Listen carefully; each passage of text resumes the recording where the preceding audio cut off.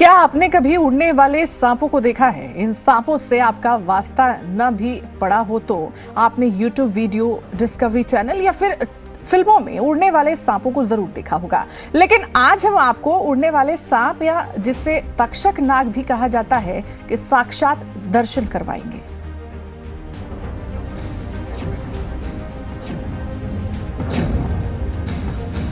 उड़ने वाले नाग ने कर दिया हैरान परेशान।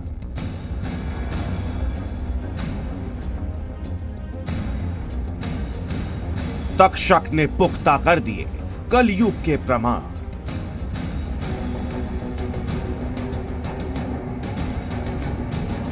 भगवान शिव से क्या है तक्षक का रिश्ता?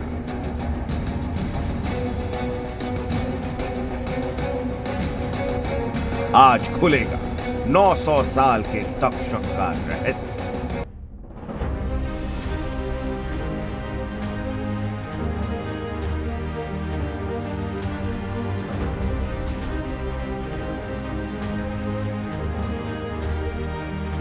ये दुर्लभ सांप बिहार के वाल्मीकि टाइगर रिजर्व के पास एक घर में पहुंच गया। उड़ने वाले इस दुर्लभ सांप को देखने के बाद घर वाले डरे। हालांकि सूचना के बाद वन विभाग की टीम ने इसे रेस्क्यू किया। माना जा रहा है कि यह सांप करीब 900 साल पुराना है।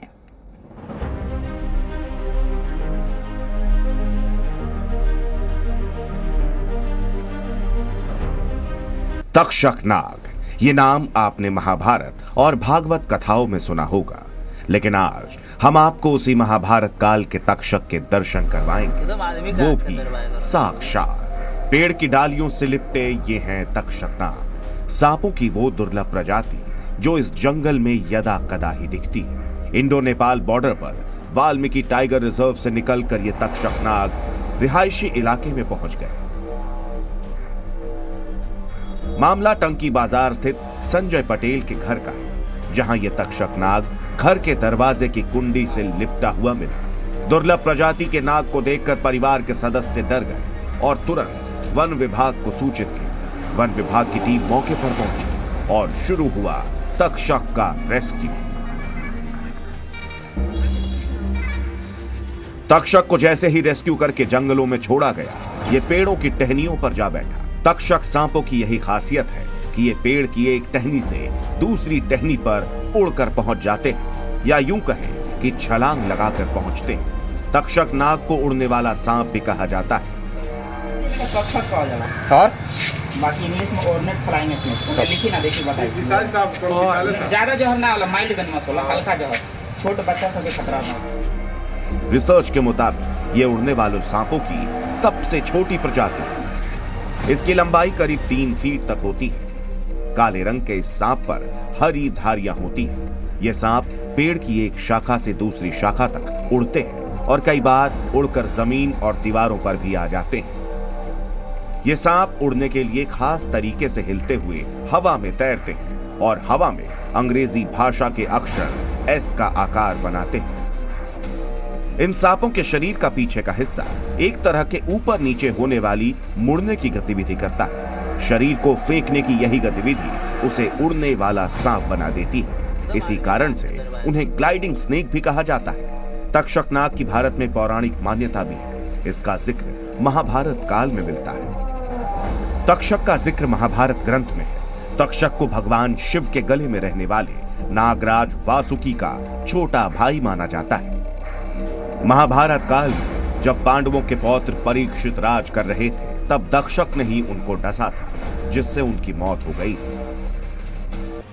हम लोगों ने तो रेस्क्यू वैसे सांपों का बहुत किया है, लेकिन आज हमारे वाल्मीकि टाइगर रिजर्व में एक ऐसा सांप का रेस्क्यू हम लोगों ने किया है जिसको मतलब देखने की बहुत इच्छा थी, क्योंकि वो सांप देखने में इतना सुंदर है, कोई भी देखेगा तो उसके तरफ मनमोहित हो जाएगा। जिसका नाम ऑर्नेट फ्लाइंग स्नेक है।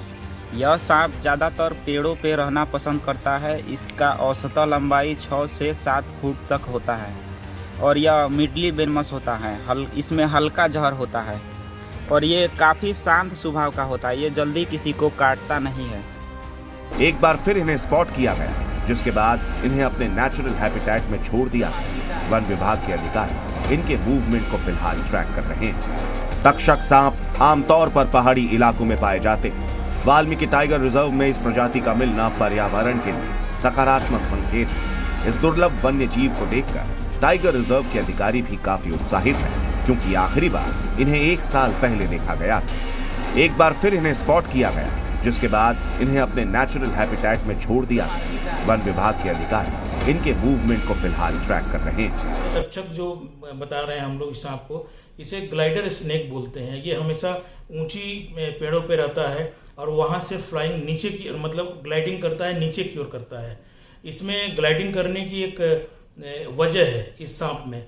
हालांकि सभी सांपों की जो बॉडी होती है वो सिलेंड्रिकल ही होता है, लेकिन इस सांप में इस सिलेंड्रिकल के साथ साथ जब ये ग्लाइड करता है तो अपने निचले भाग को वो चपटा कर देता है।